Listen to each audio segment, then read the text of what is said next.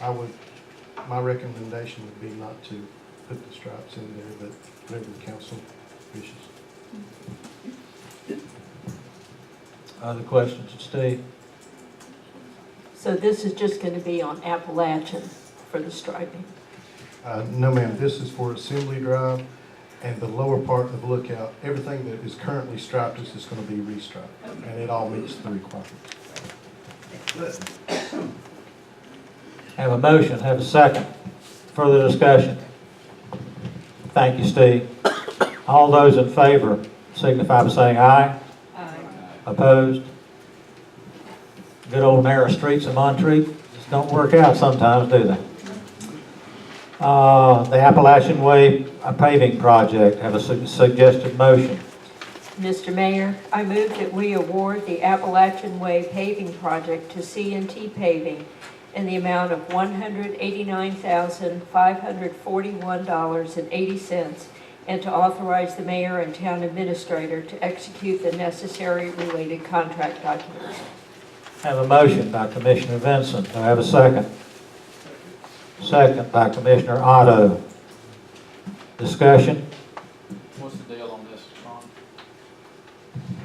Ron? You may remember in your current budget, we had expected the Texas Road Bridge plan to move forward with construction. We were planning to do Texas Road Bridge. We like to do one major project a year, so what we're asking the board is to shift the money that was set aside for Texas Road to now pay for the Appalachian Way, which was next on your CIP list. Have we used C&T before? Yes, ma'am. And satisfied with them? Yes, ma'am. They're the ones that did South Carolina. They've done actually most of our roads recently. They have always historically been the lowest bidder for us. Yeah, okay. And that part of Appalachian really needs it. Have a motion, have a second. Further discussion? All those in favor signify by saying aye. Aye. Opposed? Ayes carry 5-0. Montreat General Ordinance, Chapter E, Utilities, Article 1, Water and Sewer. Suggested motion. Mr. Mayor, I move that we call for a public hearing on May 12, 2016 at 7 p.m. or as soon thereafter as possible to discuss the proposed revisions to Montreat General Ordinance, Chapter E, Utilities, Article 1, Water and Sewer. Ron? Thank you, Mayor. Last year, we discovered that Chapter E of our ordinances and Chapter M of our ordinances had a conflict. We did not have a way to extend utilities into our ETJ, which is the extraterritorial jurisdiction of the town. So this clears up that conflict by changing Chapter E, which is what the board at that time had discussed. Okay, have a motion. Have a second. Second. Second from Commissioner Gilliland. All those in favor to call in a public hearing on May the 12th or soon thereafter. All those in favor signify by saying aye. Aye. Opposed? Now, there is an item E, the minutes. Mary, you want to address that now? Right, why don't I take them one at a time? Okay, that would sure be nice. Packet page 10. Pull that up. Under packet page 10, under the Texas Road Bridge replacement, I would like the following addition to be made, and I sent an email to our town clerk, Ms. Murphy, to ask her to review the language and the tapes of the minutes to see if this was acceptable and what the tapes actually said. So I'll ask her after I read it to verify that. But under that section on the Texas Road replacement, I would like to have added that in response to Mayor Helm's query if a replacement bridge was needed, Commissioners Souchet, Vinson, and Standard each indicated in the affirmative that a bridge was needed. Commissioners Otto and Gilliland dissented, each indicating a replacement bridge was not needed. That was the dissents at the time of the bridge report. So I've asked for a review of that by the town clerk of recordings. So, Angie, are you good with that? Did y'all review it? Did you review it? Is that correct then? That is correct. Okay. Commissioner Otto did say at that time he needed more information, but for that day it was a no. Right, and that's just for that day, it was, All right. that's how it went, that it was, okay. So, would you like to call, Well, I've been quoted a lot, so I'm anxious to hear what I actually said, because I don't think I've ever meant to say that we need a bridge, that was my final. I think I said if I had my ruthers, I might choose to be a bridge, but I don't recall saying we need a bridge. Yeah. What else, Mary? do you want to do the second or? No, we'll do, yeah, go ahead. So from the minutes, Mayor Helms asked who was in favor of building a bridge. Mayor Pro Tem Fouché, Commissioner Stander, and Commissioner Vinson said yes. Commissioner Gilliland and Commissioner Otto were against. Commissioner Otto stated that he needed more information on the bridge, but the answer was no right now. Commissioner Fouché did ask if this was an official vote. Mayor Helms advised that this was just for a consensus to move forward with the discussion. Commissioner Fouché said she would like to get public input, gather all the information possible, and then move forward on a final decision. Okay. And I have no problem if you would like a fuller Yeah. comment, because, I mean, that's what happened. Would you like that, And, the whole comment added? Yeah, Sure. I think that sounds a lot better than what. That's fine, it's just that we agreed Okay, to move forward, and that's fine, all right. yeah. Do it. Is there a motion there, Mary, then, That, we to change? approve the amended minutes? Yeah, Yes, so moved. so moved to, let's have a motion from Mary, second from Ann to approve the amended minutes. All those in favor signify by saying aye. Okay. I didn't ask for discussion, Jane. I think I the thought minutes I belong knew to what us. everybody was gonna The say. minutes belong to us, and we don't get a chance on that one. All right, Mary, We get to have- the other one. Okay. Yeah, it's on the March 10th, packet page 33. Okay. It's again about one of our favorite topics, the Texas Road Bridge project. Okay. And I would like, and I also have written to Ms. Murphy, our town clerk, and asked her to review the tapes. So I would like to take out the sentence that Commissioner Standard shared with the group that if the money for the bridge wasn't used, then it will never be available again for future bridge projects. And I would like that replaced with the statement. Commissioner Standard shared with the group that according to an email from Donnie Brew sent to Mr. Don Reed and then copied to Commissioner Standard, if the money wasn't used for the current Texas Road Bridge project, then the money will never be available again in the future for this project. Meaning the Texas Road Bridge, right? Correct, rather than bridges in general, so. Angie, was that Is reviewed? that reviewed? That one was actually not. I had a couple of visitors this afternoon that I had to help, so that I'll get to. But then I would suggest that we wait until Be fine. May to review We'll wait that. So till we May want on that one then. Our minutes are our legacy. Okay. Then the minutes have been approved for the February 8th annual board retreat as amended. We did the March the 3rd and March public forum, and then the town council meeting. The one that's still in limbo is March 10th. Okay. All right. Now it's time for public comment on other topics. Anybody? Rusty Frank. Trustee Frank, 205 Harmony Lane. I took my trusty flashlight, looked under the bridge.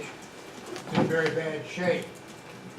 And I would encourage the commissioners to engage a civil engineer to take a look at that. That bridge may need to come down. Thank you, Rusty. Who else? Peter? We knew which one you were talking about. We knew which bridge you were talking about. Peter Boggs, 338 Chapman Road. I want to respond to a statement that was made by Joe Standard at the Town Council agenda meeting last week. Mr. Standard said that there was voter fraud during the November 2015 election. He stated that there was an orchestrated effort to get Montreaters to change their voter registrations to Montreat. Mr. Standard also said that there were ongoing investigations into the election in Montreat. We have learned from the chair of the Buncombe County Board of Elections that as far as he knows, there are no ongoing investigations of the election in Montreat. In fact, all of the statements made by Mr. Standard are incorrect. Mr. Standard was obviously ill-informed. As far as is known, there was no voter fraud in the November 2015 election. If there was fraud, why aren't there any arrests or indictments or trials? Instead, there was a landslide defeat of the candidate that Mr. Standard was supporting. The vote was 242 votes for Bill Gilliland, 242 votes for Kitty Fouché, 265 votes for Tim Helms, and 87 votes for the losing candidate. The November election was a clear repudiation of the former town administration, slandering neighbors by insisting they committed fraud. It is not only an ethical offense, but also a deep injury to the Montreat community. Such an injury can only begin to heal by a public apology by Mr. Standard. Furthermore, there is no credible evidence of any organized effort to get Montreaters to change their voter registration to Montreat. As all of us know, there are many Montreaters who own a home in Montreat and homes elsewhere. Former Mayor Taylor falls into this category. The voter registration requirements are ambiguous, stating that the registration form, may I have 20 more seconds? Mayor? You got 30. Okay, stating on the registration form that the applicant live in the precinct for 30 days prior to the election, that he be 18 years of age at least, that he or she be a citizen of the United States, that he or she not be a convicted felon, and that they agree not to vote anywhere else. That's it. There were many Montreat taxpayers, some of whom have homes elsewhere, who were so outraged by the actions of the previous administration that they wanted to change their vote to Montreat. Thank And you. apply to Peter, do I so. need to call you. Thank you. Appreciate it. Janie?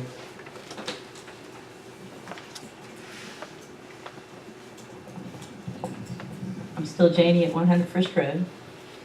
At last week's meeting, the motion to discuss House Bill 2 was removed from this week's agenda, but the arguments for doing so simply don't measure up. Some reason that they didn't know enough about the new law to take a vote on it. This is an important issue that has profound effects on you as a council, your constituents, and those who visit this town. It deserves to be discussed and voted upon. If you don't know enough about an issue that is before you, the council, it's your job to become educated about that issue. There was plenty of time between last Thursday and tonight for you to read the law and consider its impact, effects, and consequences. It was also argued that because House Bill 2 is in fact already current law, there should be no motion to consider this week. This argument implies that our town council has no bearing or influence. Yet we all know that the only way that we can be heard considering existing law is to speak out about it, especially in light of the fact that there was virtually no public input before House Bill 2 was passed. Taking a moral stand concerning issues of justice is not merely symbolic. It is noticed, and it does have impact. Another excuse given last week was that House Bill 2 was controversial.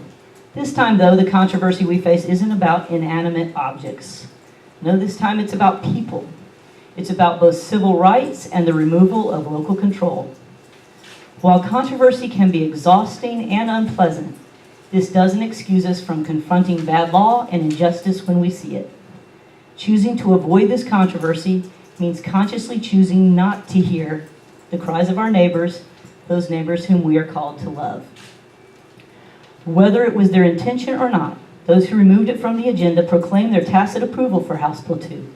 Taking the motion off the agenda has denied the public an important discussion and vote, so the motion should be reintroduced. You don't all have to agree with one another. The motion may or may not pass, but ignoring the issue will not make it disappear. This week, the governor attempted to address some of the problems with the law that he so hastily signed, but his actions do not really address most of the major issues with the legislation. I'm asking you to have the courage to take a stand. Elected officials aren't expected to be perfect or to always have the right answers, but they are asked to lead. You cannot lead if you refuse to deal with an issue that has brought us both ridicule and scorn, an issue that brings our painful Jim Crow past to the forefront. You may vote to stand on the wrong side of history or on the right side of history, but staying seated is really not an option, for we're talking about civil rights and we're talking about justice. I ask that you reintroduce the motion, get whatever information you need to make your decision, be courageous leaders, and take your stand. That was me that passed out the information about House Bill 2, just to clarify in case you picked it up and didn't know who put that out. Thanks. Thank you, Janie. Yes, Bill Strong.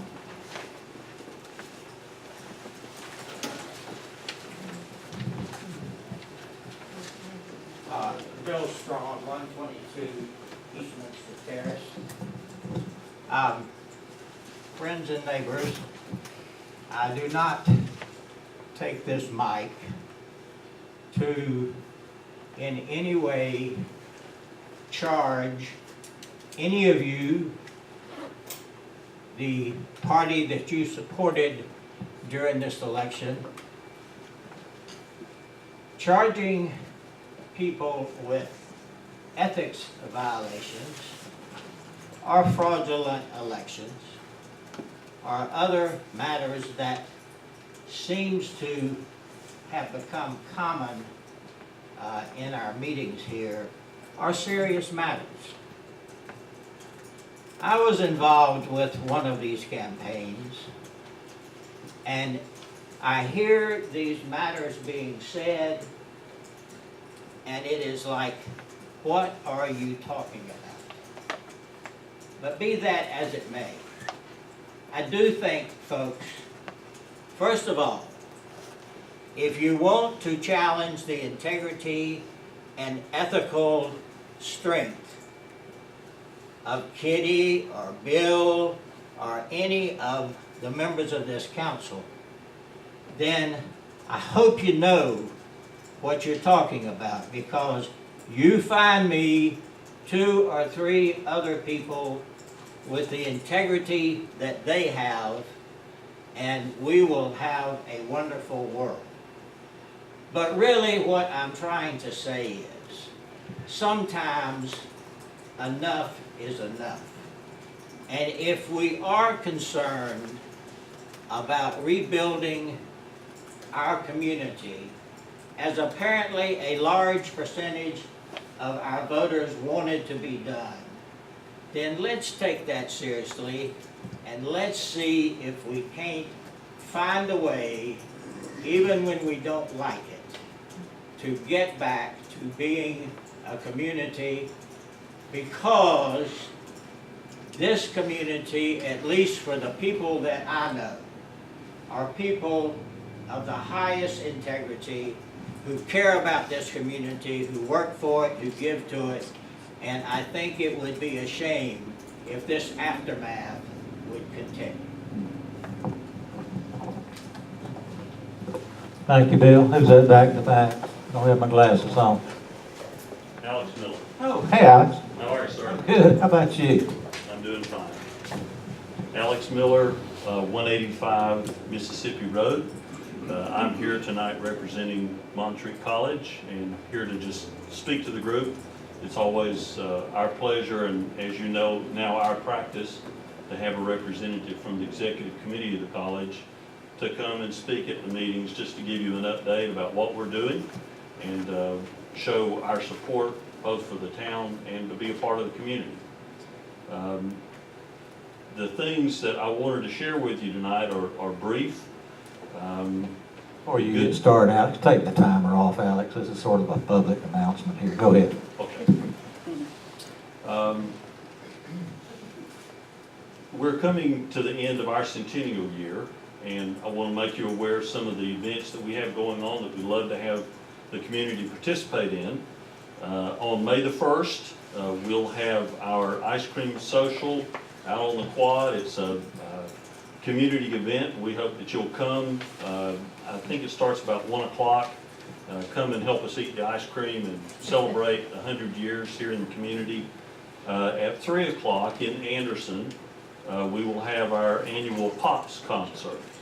And it's going to be music of the decades. We'd love to have you come and hear some good music and just celebrate with us. On May the 5th, we have our Grand Centennial Celebration.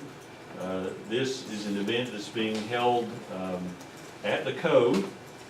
We have Sandy Sugar, who is a nationally known speaker and the head of Valencia College, which is the largest community college in the country, coming as our speaker. He has been to the community before and has spoken. It's going to be a wonderful evening, and we look forward to celebrating that.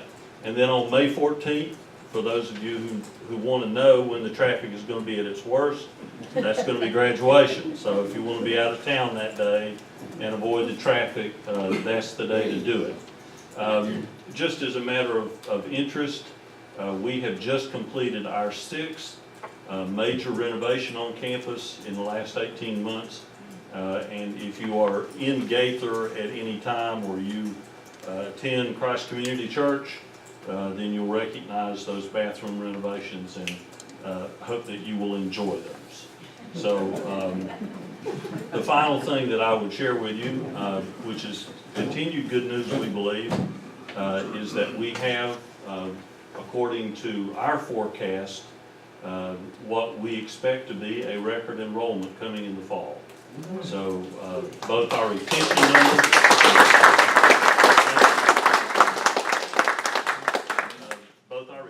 numbers, of the current students that we have and the number of students that have already registered and paid deposits, we expect to have more than 500 students on campus, and if that happens, according to the records that we have, it will be the largest number of students actually living on campus since the founding of the school. Congratulations. Other comments? Mike Sonnenberg.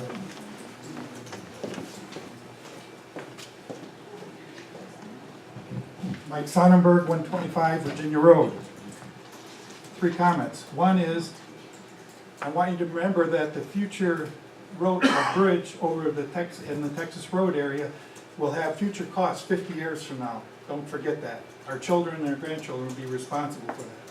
Second, in terms of